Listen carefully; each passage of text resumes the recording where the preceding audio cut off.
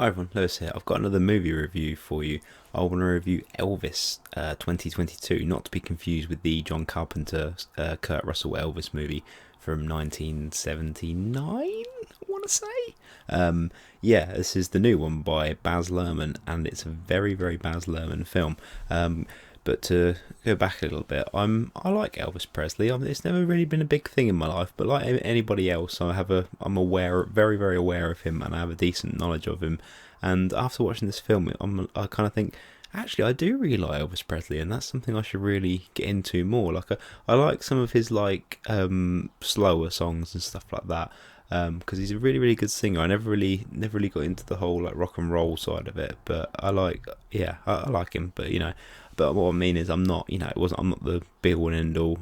He's not the be all and end all for me kind of thing. So I went into this film thinking, this would be a decent film. I think I do really like Austin Butler, who plays Elvis. He was in Once Upon a Time in Hollywood, and I really liked him in that. I've seen him in a few other things here and there, but this is his first like big thing. I think it's pretty sure it's the first time he's been a leading man at any point.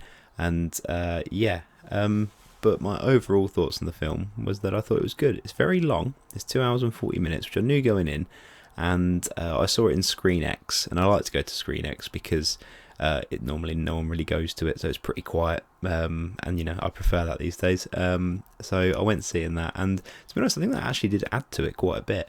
Because it's a Baz Luhrmann film, it's very visually impressive. There's a montage early on at the start of the film which just kind of covers a lot of ground, but it's very, very. I don't know how to explain it. It's visually busy, but very, very compelling. And I thought, okay, this is what this film's going to look like. And I think I've thought about an Elvis film before because I'm not a big fan of biopics sometimes, especially when they try to do a great person's like whole life kind of thing. Like, how can you fit someone's entire life into a 2 hour movie? And I say this is a bit longer, and it's Elvis Presley, and he didn't really live that long. Spoilers, he only lived to be 42. So but still, he did a lot in that time. And so I've always thought if they made an Elvis Presley movie, like a big budget Elvis Presley movie, like since like Bohemian Rhapsody and Rocket Man and stuff, like this has become a bit more of a common thing. I'm surprised they didn't go the route of naming it after one of his songs, but I mean, when you've got Elvis, you just name it Elvis, don't you? But yeah, it's one of those things where I kind of think, if they made an Elvis movie, they should make it about, I think like Tarantino said something before about how they should make it about like one day in Elvis's life. Like, just imagine like Elvis at the peak of his fame and the craziness in his life. Like, imagine just being along for that ride kind of thing. But then I saw this film was kind of covering his whole life, and it's mainly about his relationship with Colonel Tom Parker, his manager, played by Tom Hanks, who, when I saw Tom Hanks in the trailer, I thought, I like Tom Hanks, he's Tom Hanks, but it's rare seeing him playing this villain character, essentially, which is what, by all accounts, Colonel Tom Parker was.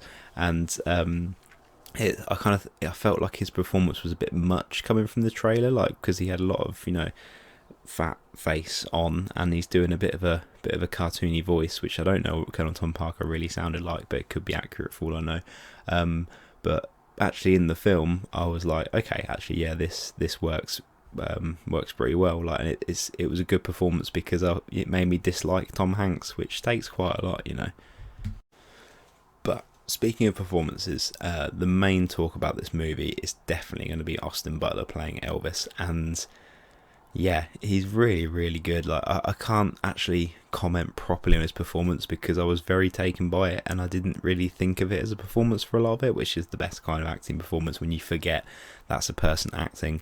And I know I looked it up, and the singing elements of it, apparently when it's kind of early days Elvis, that's Austin Butler singing, because I know he's a musical guy anyway, and he plays guitar and that.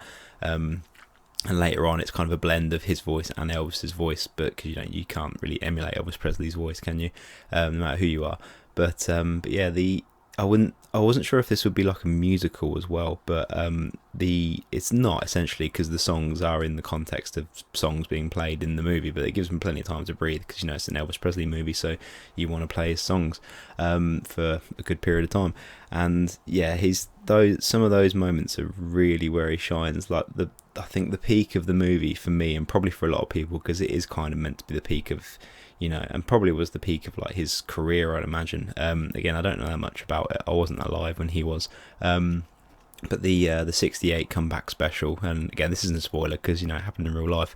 But there's a particular performance at the end of that which they replicate in the film, and it's a great moment. It's really, really good, and yeah, just he really does carry it off. Like, I don't know the name of the movement coach and that, but whoever did it did a great job. He just captures the mannerisms and everything so well. And like, even if you don't know Elvis or you've never watched a video of Elvis performing, you kind of know what he does and who he is, kind of thing, just through pop culture and that kind of thing.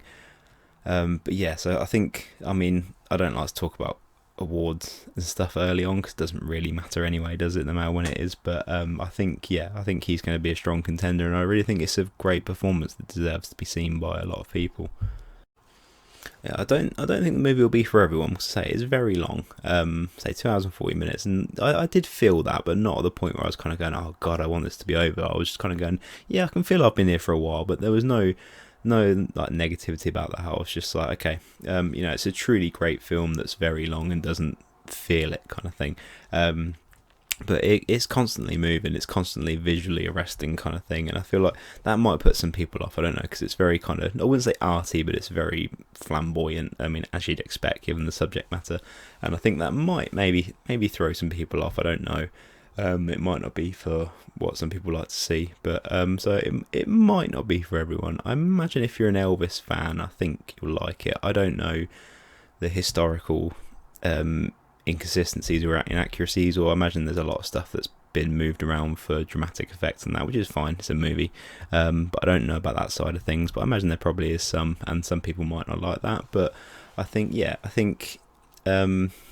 if you feel like this is going to be your kind of film, then it probably will be, and if you feel like it's not, it probably won't be. So but I liked it. The only thing I'd say is just that the film mainly was narrated by Colonel Tom Parker, Tom Hanks's character, and it's I don't mind that as the story thread, like their relationship, because it's probably, well, it's the most prominent part of his career is this whole thing with his manager and that, who basically took advantage of him. And but I do kind of wish it had been more of a specific part of his life, because they kind of gloss over a few bits. Obviously they skip ahead, it's like, oh, 8 years has passed and now this is happening. But there is an element in it where when Elvis joins the army after he's initially famous and that, and then he comes back and he does a lot of films and that, and then he does as I previously mentioned, the '68 comeback special. And I quite think there's a good story there of him being at the height of his fame, having to go away and join the army, and then coming back and going back onto there. So maybe if they just made a film about that part, that could have been a good film in itself. And I feel like maybe that would have been good. That's probably the sort of thing that I would have done if I were a film director person, but I'm not, so who cares what I think. But no, I was really happy with it. I found it really engaging and I really enjoyed it, and it's going to make me look up a lot more Elvis Presley stuff now, which is very much a positive thing. So as I said, if you think you like it, you probably will. If you don't think you like it, you probably won't. So I'd recommend seeing it on a good screen as well, because there were points, like I said, I saw it in ScreenX, which I like, but I think there were points where I was thinking, man, I would like to have seen the IMAX one of this, but there was only sort of one screening at the moment. But it's very visually and audibly impressive. But anyway, thank you very much for watching. Let me know what you think. I guess that's the thing you say, and I don't really care, but no, I'm joking, or am I? But thanks for watching. Viva Las Vegas.